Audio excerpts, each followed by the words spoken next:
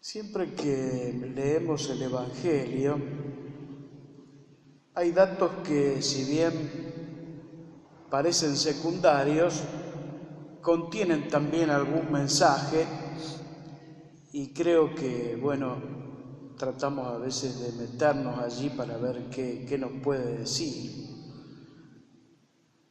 El mensaje que me refiero tiene que ver con la geografía por donde Jesús está transitando de acuerdo a lo que nos narra el Evangelio de San Marcos.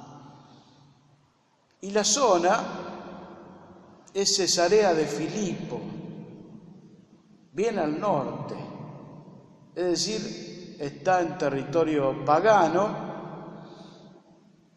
al norte de la Galilea. Jesús está haciendo todo un camino fuera del territorio de Israel y metiéndose en una zona que está fuera de la jurisdicción de aquel que hacía poco tiempo había mandado matar a Juan el Bautista. Y me estoy refiriendo a uno de los hijos de Herodes, el tetrarca Herodes, que dominaba toda la Galilea y algunas otras zonas aledañas. Es decir, Jesús está fuera de la jurisdicción de este Herodes,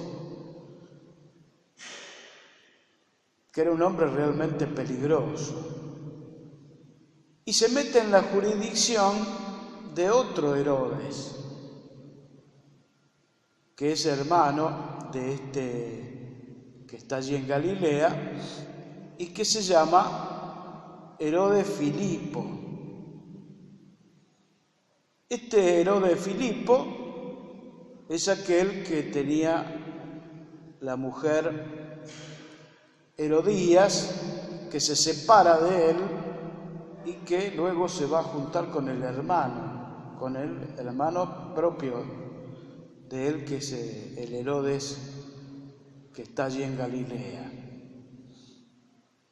Este hombre, si bien no era tan temible como lo era el Herodes que estaba en Galilea, era un hombre también con una moral bastante dudosa.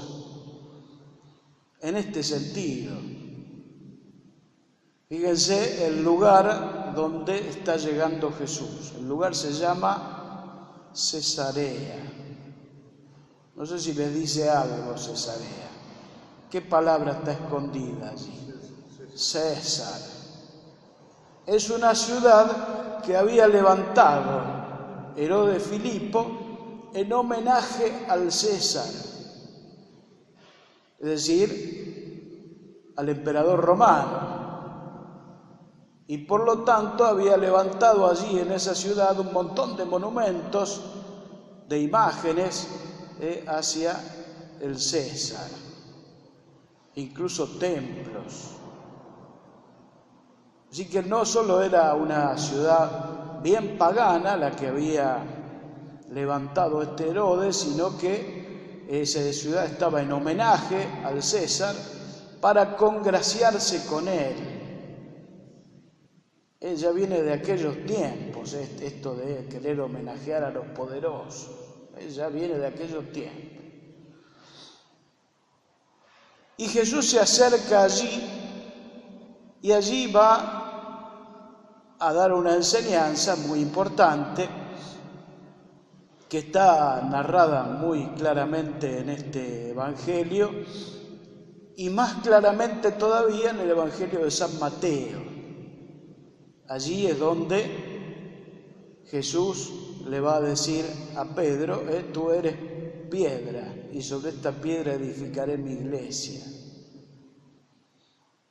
Es decir, lo que Jesús va a dar como enseñanza en medio de la ciudad del César, en medio de todo esa corruptela de querer congraciarse con los poderosos, Jesús les va a enseñar otra forma de vida, que es la de estar al servicio de los hermanos. Así que el hecho de que Jesús se acerque a una ciudad como esta y a una zona bien pagana, está mostrando otra realidad, está mostrando otro estilo de vida, que los discípulos pueden llegar a comprender al punto tal que cuando Pedro dice que Jesús es el Mesías, cuando lo proclama allí, está rebelándose en contra del César, porque César se manifiesta él como el que viene en nombre de Dios. Y por eso los templos y por eso los homenajes. Es decir, el César se proclamaba Dios. Y por eso había que rendirle culto. Entonces cuando Pedro dice, tú eres el Señor, tú eres el Mesías, tú eres el Hijo de Dios, está diciendo, ese no es el César, es este que tenemos acá al lado. Así que hay una clara definición en medio de un lugar como este, de cómo es este nuevo estilo de vida. Dios no es la autoridad política. Dios se ha hecho uno de nosotros y camina como el más pobre de todos. No tiene dónde reclinar la cabeza. Por eso miramos con atención este lugar, porque está ya diciendo algún mensaje. Pero vamos a tratar de meternos un poco más. Jesús en el Evangelio, en este texto que escuchábamos, hace a los discípulos dos preguntas. Y esto no lo podemos pasar por alto, porque cuando un maestro de espiritualidad hace una pregunta, es para detenerse y meterse en la pregunta, porque no está diciendo algo así nomás, no está cuestionando superficialmente, sino va a lo hondo de la persona, de las personas. En este sentido, yo recordé un relato que me parece ilustrativo en orden a esto. Dice que el maestro iba caminando en medio del pueblo y se acercó hasta el mercado y allí se encontró con un antiguo discípulo que estaba allí yendo hacia el mercado. Y entonces el maestro se acerca hacia el antiguo discípulo y le dice, ¿a dónde vas? Y entonces el discípulo o ex discípulo le dice, estoy yendo hacia el mercado, tengo que hacer las compras del día, porque bueno, le dice, y le vuelve a decir el maestro, ¿a dónde vas? Entonces quedó descolocado el discípulo y vuelve a intentar explicarle, ¿no?, dónde estaba yendo y qué estaba haciendo. Y el maestro le vuelve a decir por tercera vez, ¿a dónde vas? Y ahí el discípulo se da cuenta que la pregunta del maestro es más honda. ¿A dónde estaba dirigiendo su vida? ¿Cómo se está encaminando? ¿Cómo va conduciéndose en este camino que lleva hacia dónde? Ese pequeño relato es para entender que las preguntas de Jesús no son preguntas simples, que se responden así fácilmente. Cuando Jesús dice, ¿qué dice la gente acerca del Hijo del Hombre?, está haciendo una pregunta muy profunda. Se está preguntando acerca de la sociedad del mundo y cómo está percibiendo este mundo lo de Dios, el obrar de Dios, cómo está descubriendo esto del reino, cómo está viendo los signos que hace el Maestro, cómo está descubriendo en Jesús algo más. Y entonces la respuesta que pueden dar los discípulos es porque están en contacto con la realidad. Es decir, no están en el mundo sin darse cuenta de lo que está pasando. Están con los pies en la tierra. Están viendo cómo la sociedad va caminando, cómo se conduce, cuál es su conducta, cuál es el modo de entender lo religioso, cómo tienen sus criterios, ¿sí? Todo lo que hace a las personas. Y para eso hay que estar allí atento. Porque justamente a este mundo y a esta realidad es que tenemos que anunciar la buena noticia. Nosotros podríamos decir hoy muy fácilmente, como dice Discépolo, ¿no? El tango de ese que dice: el hombre fue y será una porquería. Cambalache. Entonces decimos, cada vez está peor la cosa. La humanidad ha hecho un desastre. Y entonces, claro, ya nos desentendimos del problema. Y en realidad, esta gente que nos rodea y que es nuestra realidad, es a quien tenemos que anunciar la buena noticia. Entonces tenemos que conocerlos a fondo, pero también amarlos. Porque allí donde está una persona, sea quien sea, allí hay alguien que tiene sentidos para poder escuchar la buena noticia. En medio de la realidad que esté viviendo, con los criterios que tenga. Nosotros no estamos en guerra con el mundo. Al contrario, queremos abrazar al mundo con la buena noticia de Jesús. Entonces, por eso la pregunta es una pregunta fuerte. ¿Qué dice la gente? ¿Qué palpamos nosotros? ¿Qué nos estamos dando cuenta que está pasando? Y la otra pregunta, tremenda, es una pregunta quizás la más honda de toda la buena noticia del Evangelio. ¿Quién es Jesús para mí?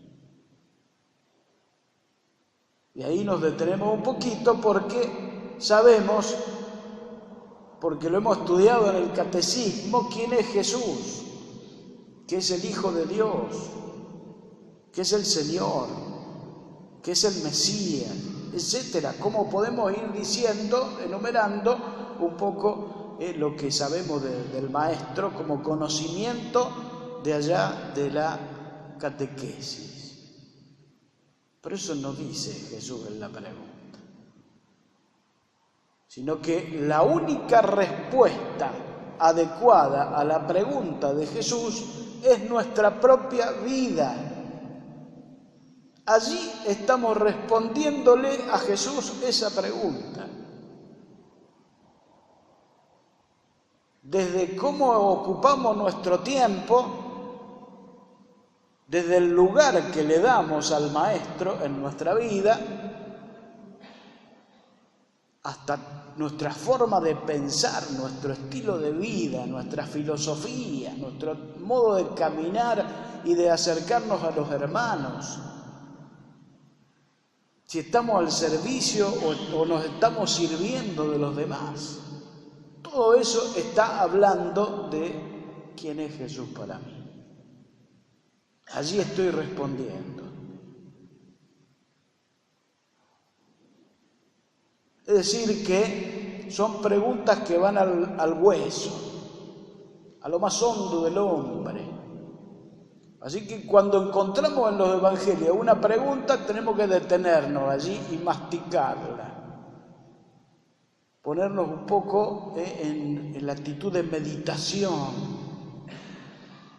porque el maestro cuestiona a fondo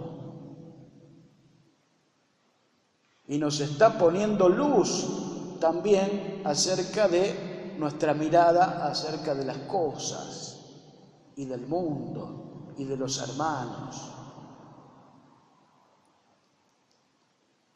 Inmediatamente Jesús va a decirles y va a revelarles algunas cosas que tienen que ver con el camino que está por emprender. Es decir, Jesús está allí fuera de Israel y va a entrar de vuelta a su pueblo, pero ya empieza a encaminarse hacia Jerusalén. Es decir, que ya estamos en un momento decisivo, estamos en la mitad del Evangelio, la mitad del Evangelio de Marcos, el capítulo 8. Aquí hay como una bisagra. Jesús decide ir hacia Jerusalén y allí les está diciendo lo que va a pasar en Jerusalén. Es decir, Jesús va a ser rechazado, va a ser apresado, va a ser conducido a la muerte y en 3 días resucitará. Jesús les está ya mostrando el panorama de lo que se viene a los discípulos. Y allí Pedro, que parece que entendió un poquito mal su rol, lo lleva aparte a Jesús y se pone a increparlo, como diciéndole: nosotros estamos acá, te vamos a defender, no te va a pasar nada.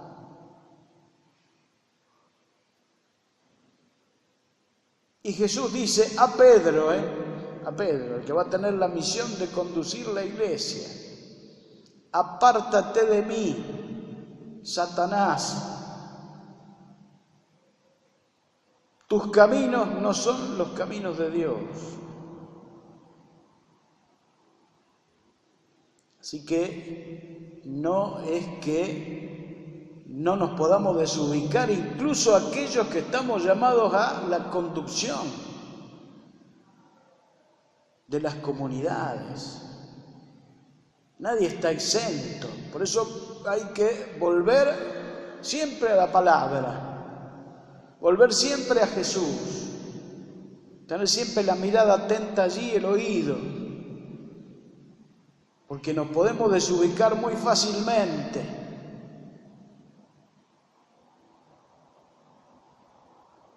Pero decía, miremos la situación que nos tocó hace un tiempito nomás con el tema del aborto, cómo muchos nos desubicamos. En lugar de amar a nuestros hermanos, nos pusimos en guerra.